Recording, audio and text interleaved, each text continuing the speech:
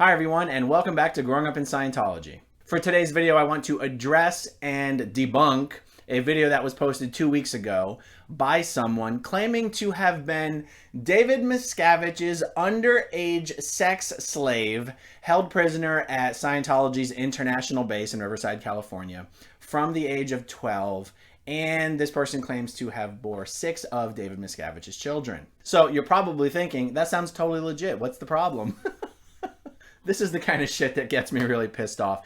It's not that this story was put out there specifically that pisses me off. It's that people who should know better believed it. And by people who should know better, I'm referring to people who've never been in Scientology, but have been watching it long enough, watch the Aftermath show, have been in the various Facebook groups on Tony Ortega's blog and whatever. They should know better than to believe bullshit like this. And the person who chose to do a short little interview with this individual and actually publish the video, it's only 2 or 3 minutes long, should really know better. This is someone who's been in the Scientology world for quite a while. His name is John McGhee. He was never a real Scientologist. I believe he did an introductory course 10, 15, 20 years ago and has been fighting Scientology ever since, which is fine if someone wants to do that.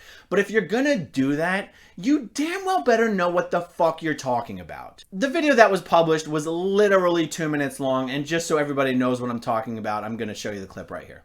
What was your name when you signed the billion-year contract for Scientology Sea Org in 1986? Christy Woods. How old were you? 11. And your life took a different turn to most signatories of that contract. What happened? I was put into captivity for 10 years. By? David Miscavige. What did he do to you? Raped me. I had 6 of his children. 2 of whom you escaped with. Yes.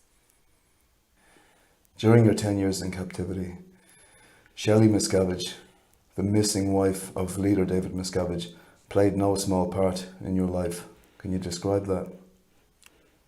She knew what was happening with me. She came a number of times and watched as he raped me. You asked her for help? Yes, she just ignored me. What do you have to say to the likes of Mike Rinder or any of those former high-ranking ex-Scientologists who were on Gold Base around the time of your captivity? You knew what was happening to me. You've done nothing. You know I'm still out here and you ignore me. David Miscavige's father, Ron Miscavige, who left a number of years ago, is aware of your existence. What do you have to say to him? What are you hiding by not providing a DNA sample to me? His DNA sample can prove that David Miscavige is a paedophile, a rapist, and the father of your 6 children, correct? Yes, correct. Ron Miscavige, do the decent thing and provide Miss Woods with the DNA sample she requested and help bury your rapist and pedophile of a son. The woman who appears in this video, she says her name when she was in Scientology, quote unquote, because it's all bullshit, was Christy Woods. In the emails that I've received from her over the last many months, the name that she used was Christy Sidal. And anyone who has any vague concept of what the lived experience of Scientology and the Sea organization is, knows in 3 seconds this woman's completely full of shit. But just to get down to the level of actually addressing facts and details and specifics, let me explain just a few things. It was somewhere between 3 and 6 months ago that it was either I just through the channel or through the Aftermath Foundation, got an email from Christy with this crazy story about being held captive at the international base and having genetic experiments being done on her and being a sex slave and all this kind of stuff. And when I got this message, I didn't want to make the mistake of just completely ignoring and dismissing somebody right off the bat. But I was like, okay, let's just, for the sake of argument, just pick 2 or 3 parts of this story that could be verified in the easiest way and just throw it back at her and see how she handles it. And I asked her the simplest questions. And I believe she claimed to have been brought to the int base at 11 or 12 years old. Brought. Now, anyone who understands the Sea Organization and the int base, particularly at that time, knows children don't just go to the int base. The only children who were at the int base or the int ranch were children whose parents were Sea Org members at the int base. Period. It's not a fucking daycare center. Children aren't just being promoted to the int base on their own at that age. I mean, these days, there are no kids that age at the int base. Back then, there were. And it wasn't just kids being selected to join the ranks of international management. It was children whose parents were Sea Org members at the international base. So I sent her an email literally just asking, okay, so if you were at the int base at 11 or 12 years old, that means you were there with your parents. What are your parents' names? When did they join the Sea Org? And do you remember what their posts were? We shared a few emails back and forth.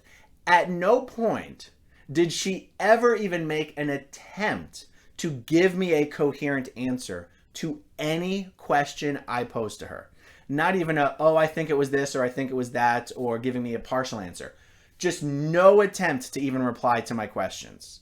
I would send an email with 2 or 3 questions, and she would just send me back a bunch of other gibberish, just basically chapter 2 in her fantasy story. So after 2 or 3 emails back and forth with her, I was like, okay, I've satisfied myself. I've done my own little experiment. She couldn't answer the most basic, simple question. And in fact, to this day, no one who has dealt with Christy has been able to even verify she was ever in Scientology at all, or that her parents were ever in Scientology. The most fundamental, simple parts of this story have never been able to be verified at all, much less the incredulous parts. Now we can get into nitpicking some of the other details, like, okay, the years she claims to have been at the base and been David Miscavige's underage sex slave were years when Sea Org members were still allowed to have children. Like, now I'm not saying someone who's predisposed to wanting to keep underage sex slaves needs a good logical reason to do so. Someone who wants to do that is going to do that no matter what. But I'm pointing out that you have to sort of try to make sense of this logically, because she's saying it occurred at the international base. And the thing is, Sea Org members were still allowed to have children. And David Miscavige was married to a very attractive woman who was perfectly capable of having kids of her own. Sea Org members had kids. It wasn't, there wasn't some need that had to be filled here. Now I realize again, if someone's really going to keep an underage sex slave, it's not that it fills a need. It's a crazy thing. So I get it. It's kind of a pointless point that I'm making here. But I just wanted to put that information out there. This was at a time when Sea Org members could have kids. So you wouldn't even be able to say, oh, well, Miscavige was getting around the rules by doing X, Y, and Z. No, he wasn't getting around the rules. The rules would have allowed for people to have kids at that time. The other thing, like, it's one thing if Christy's story was being told in a way where, like, only 1 or 2 people knew about it at the time, and that's why nothing can be verified. No, just look at that 2-minute clip she did with John. She's like, oh, Shelly would come in and watch. Oh, come on. No one's buying this bullshit. Nobody but John McGhee and maybe 3 or 4 other people who have completely embarrassed themselves by trying to vouch for this story. And then it gets even better. It's not just Dave and Shelly who knew about it. If you look at the video at the end, John throws Christy this sort of softball. The problem is the setup, this softball, was terribly set up. John, you asked her a question that implied every former high-level executive at the international base knew about Christy being Dave's underage sex slave who literally had 6 of his children. You say, I quote, "What do you have to say to the likes of Mike Rinder and any of the other former high-ranking Scientologists who were on the int base during the time of your captivity. You set that up. That question couldn't have been more loaded. It implied that all of these people who have left the int base and are speaking out against Scientology know about what happened and are staying silent about it. And if she had any sense, she would have replied by saying something like, well, they didn't all know about it, but... And does she do that? No, she doesn't. She takes the bait, she takes your terribly set up question, and she answers in a way that implies they are all sitting on her story.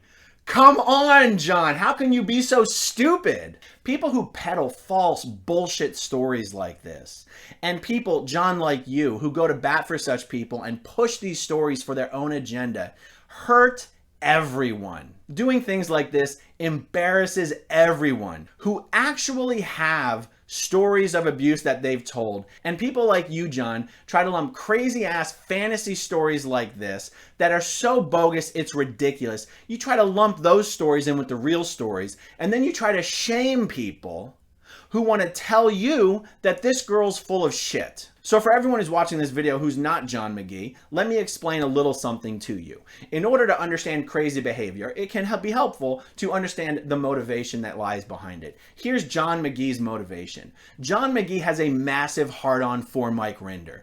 John McGhee is one of these people who are part of a crazy little quack conspiracy group who think that Mike Rinder is part of a long con operation being run by David Miscavige to distract everyone off of Miscavige's real crimes that he could be imprisoned for, and to get everybody all excited and electrified about these other wild stories of abuse that we hear about people being mistreated and people being abused and immoral acts that people like John believe are immoral but not illegal. People like John think that Mike's actually working for David Miscavige to keep everybody distracted on the three-ring circus that is the Scientology and the Aftermath show that everyone thinks is fantastic and wonderful, but really it's part of a plot to distract everybody off of David Miscavige's real crimes. And that Mike Rinder is actually providing air cover for David Miscavige. Now, John, it's possible that the description of this crazy little kooky conspiracy group that I've just given,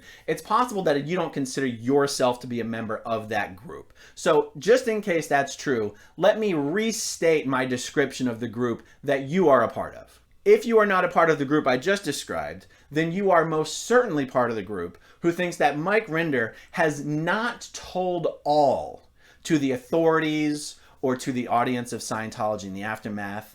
You believe that Mike Rinder is sitting on crimes that he knows have been committed, but he doesn't want to say them because he was complicit in the crimes with David Miscavige. So you believe that Mike Rinder is not getting off the most serious offenses, the most serious crimes, because he's afraid that he will go to jail.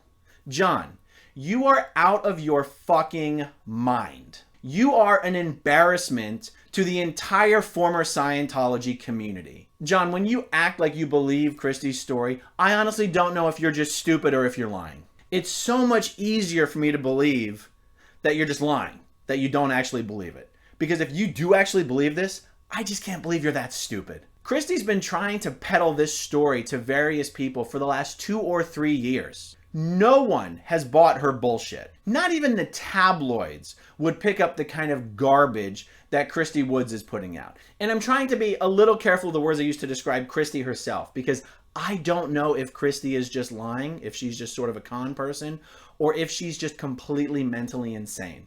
And John, I don't know which one of those options would be better for you. Because John, the lens that I'm looking at this through is you taking advantage of an obviously mentally disturbed individual to continue your own personal agenda and vendetta against Mike Rinder. And it is so fucking disgusting. And there's another reason this pisses me off so much. And I mentioned this in a video I published last week about another hoax that was being spread around.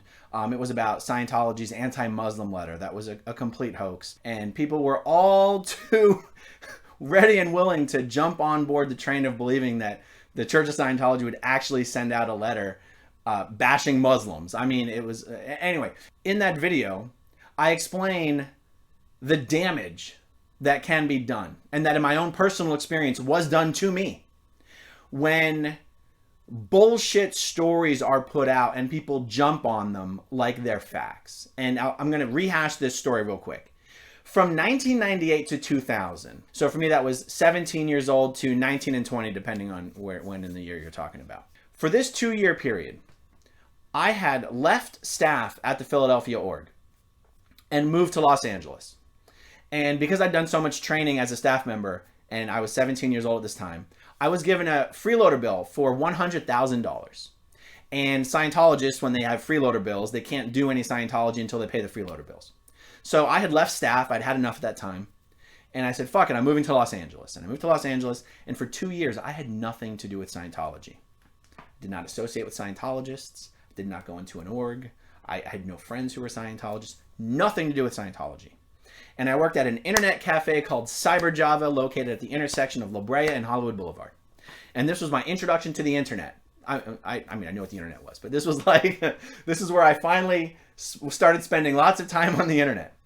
And it was also my introduction to some of the anti-Scientology websites that existed at that time. And even though I had nothing to do with Scientology for this 2-year period, I still considered myself a Scientologist. And so I still had this information in my head about, you know, what I considered a suppressive person to be, and that what I believed was the source and what I believed was behind all of the attacks on Scientology and everything. And so it was hard for me to look at these sites at first, but I eventually did it. And when I finally looked on these sites, it was like the clam bake site, whatever the fuck it was. I saw things on there that were so, at least to my experience, were so obviously false or exaggerated, or the hyperbole was just ratcheted up to 11, that seeing that information and seeing everybody believing it reinforced for me at that time that all this was bullshit.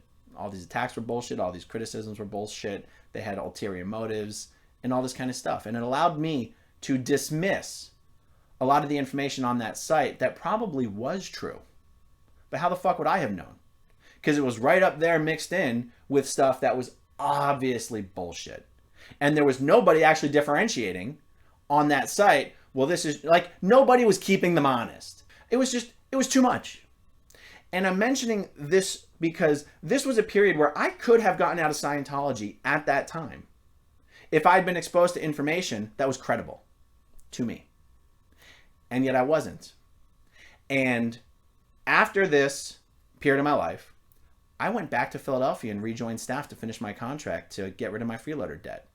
And then after that, I joined the Sea Org in Los Angeles and spent the next 4 years in the Sea Org. And it is really quite something to note that part of what allowed me to stay in Scientology and spend another 6 years of my life working for the Church of Scientology full time was that when I finally made it to the internet to look at what the big deal was about, it was a whole bunch of bullshit mixed in with what was most certainly some truth. But the bullshit is all that it took to turn me off.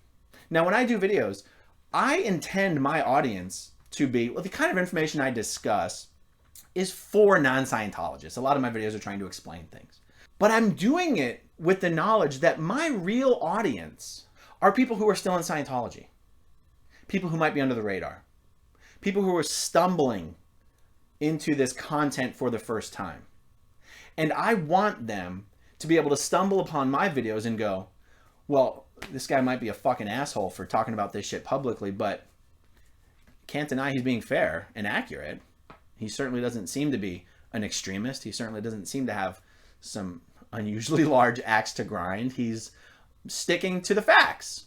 Because I know that if someone stumbles upon my videos and they see that, they're that less likely to stop watching. They're that much less likely to turn the channel, if you will.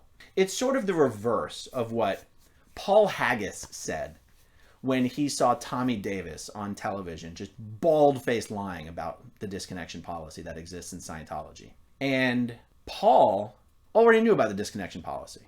That wasn't the deal breaker for him. It was when he saw Tommy Davis on TV bald-faced lying about it. And he said, fuck, if he's lying about that, what else is he lying about? That was the crack in the dam for Paul Haggis. The point of keeping things honest and accurate and fair and balanced is sort of the opposite of that. I want a Scientologist who's starting to have doubts to be able to stumble into YouTube or stumble into some of these Facebook groups or some of these blogs and go, huh, they're being pretty accurate. I wonder what else they have to say.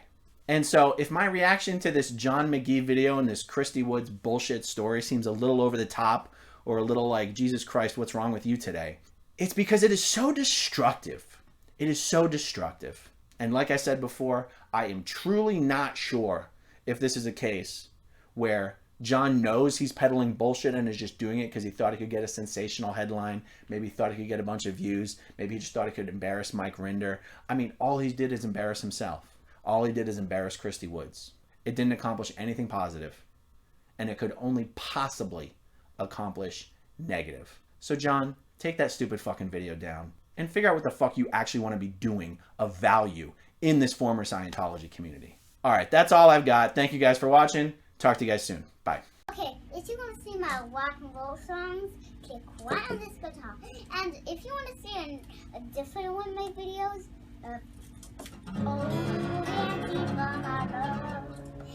then you could click right inside here. If you have subscribed or not, subscribe right